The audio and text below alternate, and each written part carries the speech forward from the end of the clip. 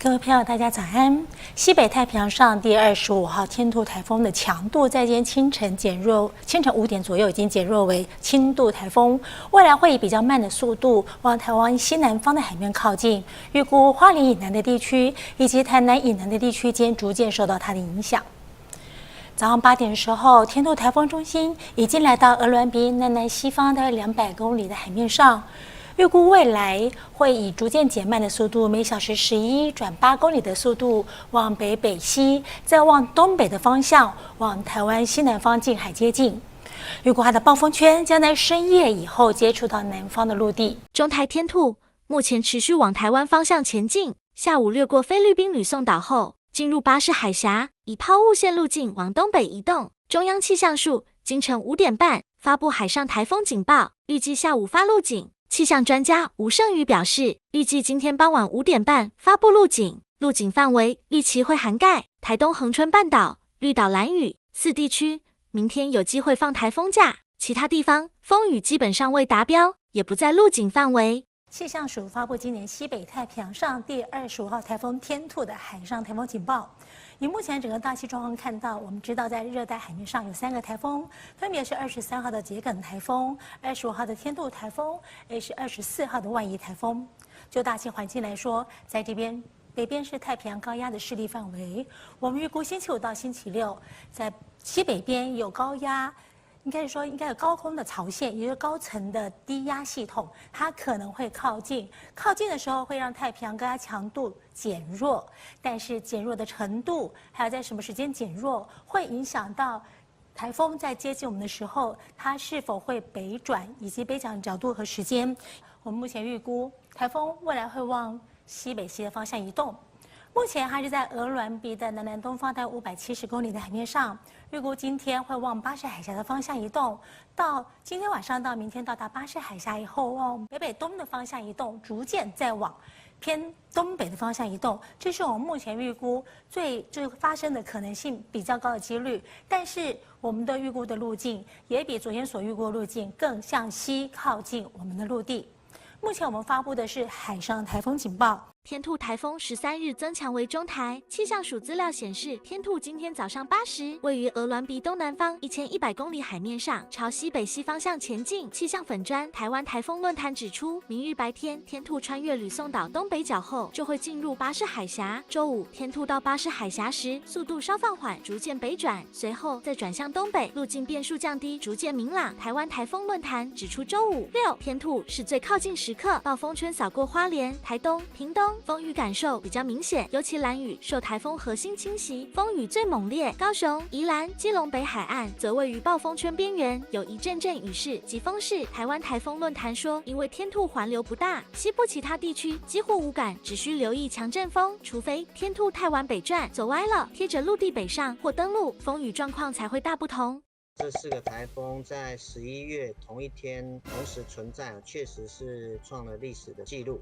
要特别关注的天兔台风，明天、后天到14号这一段期间移动的方向比较一致，大致是朝着西北西的方向在移动，然后走到菲律宾吕宋岛的东北部，大概就是14号、15号的关键很重要，不排除有发布海警跟陆警的几率啦。有4个台风，目前是在我们南海一直到菲律宾东边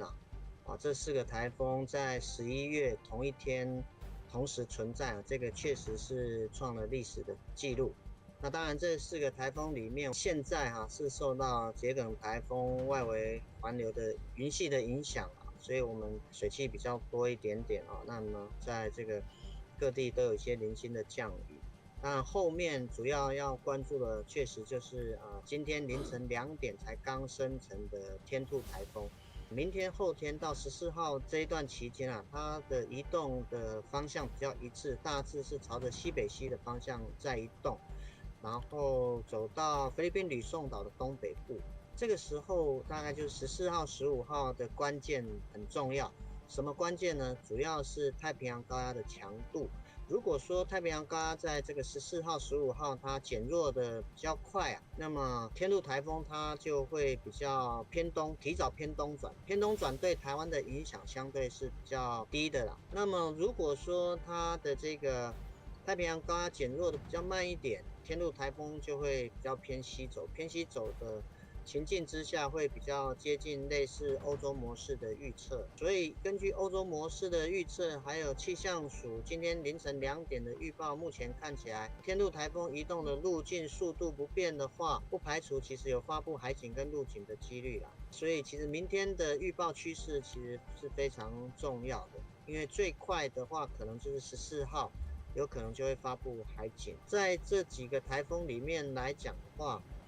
银杏应该很快就会减弱了啊，它现在在越南中部，桔梗它应该也会蛮快的减弱啊。后面这个万宜台风啊，万宜台风其实它又在这个天兔台风之后了，那当然它的预报现在看起来是更后期的资料了，所以现在我们还不用太担心这个万宜台风，主要还是以这个天兔台风为主。天兔台风今日凌晨在关岛西方海面生成，持续往西前进。根据日本气象厅今天最新预测，天兔台风以每小时30公里的速度向西前进，中心气压1200帕，中心最大风速每秒18公尺，持续增强中。日本气象厅预估天兔台风周五凌晨可能贴近菲律宾吕宋岛北部，周六北转往台湾东南部海面北上，周六日整个台湾都在台风暴风圈警戒范围内，且可能出现滞留的状况，成为史上罕见的11月袭台的台风，但预报的不确定性很大，需持续关注。中央气象署则表示，原位于关岛西方海面的热带性低气压，今天凌晨20已增强为第25号台风天兔，持续朝西北西方向前进，预计周四将来到吕宋岛东方海面，之后路径分歧度大，需留意最新预报资讯。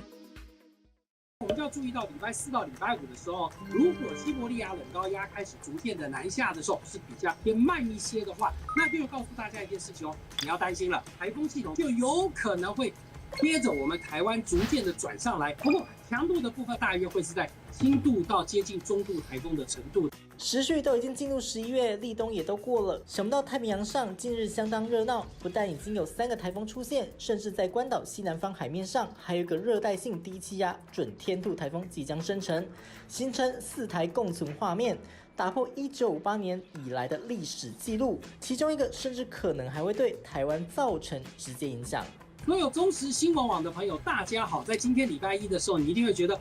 怎么太平洋面上这么热闹？怎么到了11月中旬这么的热闹？这么多的热带扰动的出现，这应该是7月份才对啊，这应该是8月份才对啊！明明都已经到了11月份，北方冷高压都开始增强，整个太阳都照射到南半球，为什么现在关岛附近的台风窝一直有家伙冒出来嘞？好，那我们现在这时候就来仔细的一一解析每一个系统将会怎么走向了。第一个，先来讲到南海上面的小编叫什么名字啊？他们也不记得，没关系，那我们就叫他22号好了。22台风正在逐渐往越南的东方的海面前进，没关系，不用理他。